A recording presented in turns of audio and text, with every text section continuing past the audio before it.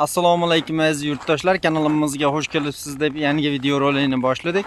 Yangi video roligini boshlashdan oldin do'stlar, kim kanalga obuna bo'lmagan bo'lsa, obuna bo'lib bittadan like tugmasini bosib qo'yishingizni so'rab qolamiz.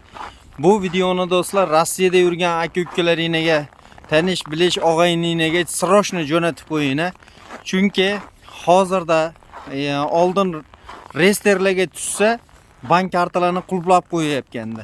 Hozirgi dalni momentda kimnidir Visa kartasi bo'lsa, hammasi shular bloklanar ekan. Shuning uchun Sberbankka tegishli bu narsa. Sberbank ishlatadigan aka-ukalarimiz Rossiyadagi opa-singillarimiz srochni ko'ringlar buni.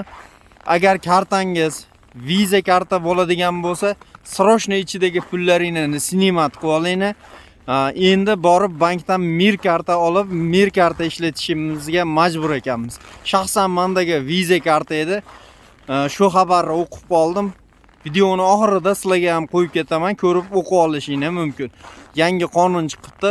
Srochni kartanidagi pulni yechib olinglar. Borib bankdan Mir karta olishingizni so'rab qolaman. Sog' bo'linglar, salomat bo'linglar do'stlar. Sizlarni ogohlantirib qo'yay deb shu videoni qilayotgandim. Albatta kanalga obuna bo'lib, bittadan like tugmasini bosib qo'yishingizni so'rab qolamiz.